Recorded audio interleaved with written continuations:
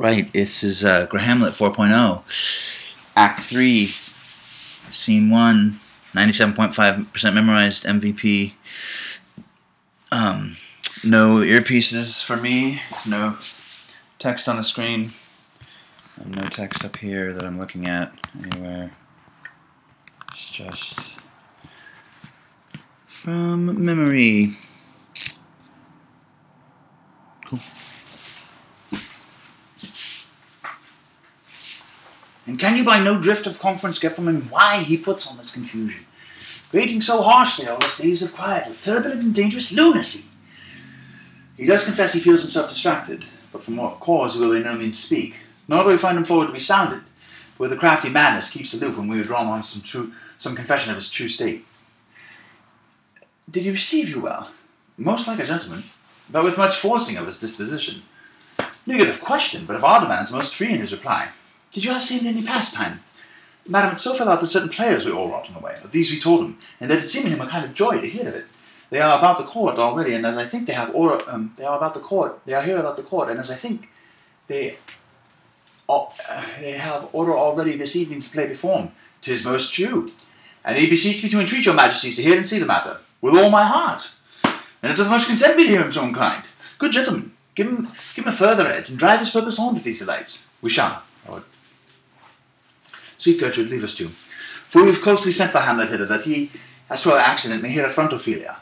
Her father and myself, lawful espials, will so bestow ourselves that, seeing unseen, we shall then encounter frankly judge, and gather by him as he has behaved, if it be the affliction of his love, or no, that this is thus for. I shall obey you. And for your part, Ophelia, I do wish that your good beauties be the happy cause of Hamlet's wildness. So shall I hope your virtues will bring him to his wonted way again, to both your honours. Madam, I wish it may. Ophelia, walk you here. Read upon this book. Gracious, so please you, Ophelia, walk you here. Gracious, so please you, we will bestow ourselves. Read on this book. Its show of exercise may colour your loneliness. We are oft to blame in this. 'Tis too much proved that with devotion's visage and pious action we do sugar all the devil himself. Oh, 'tis too true. How smart to lash that speech doth give my conscience. The harlot's cheek, beautied with plastering art, is not more ugly to the thing it helps, and the thing that helps it, than is my deed, my most painted word. Oh, heavy burden. I hear him coming, my lord. I hear him coming. Let's withdraw, my lord.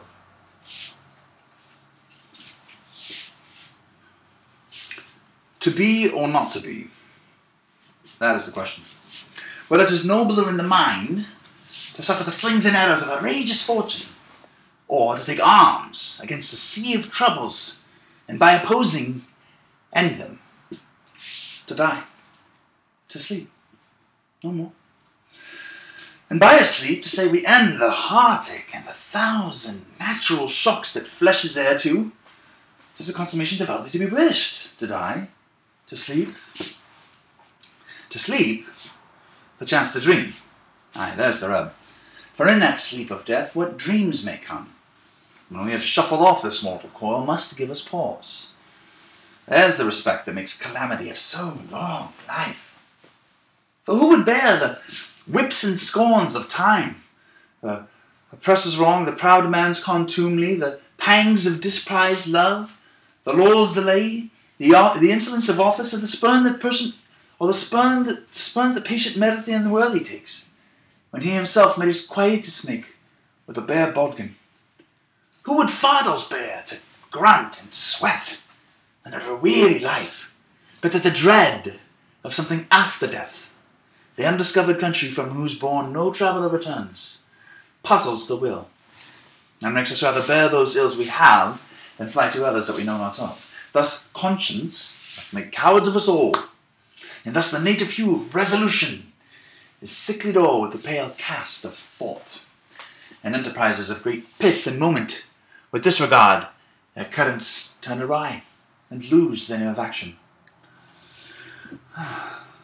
Softly now, the fair Ophelia.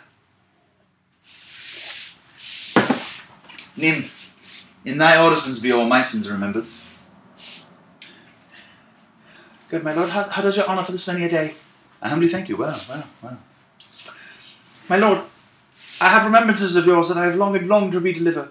I pray you now receive them. No, not I never gave you aught.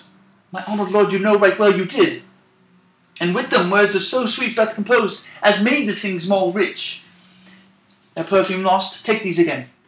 For to the noble mind rich gifts wax poor when givers prove unkind. There, my lord. Are you honest?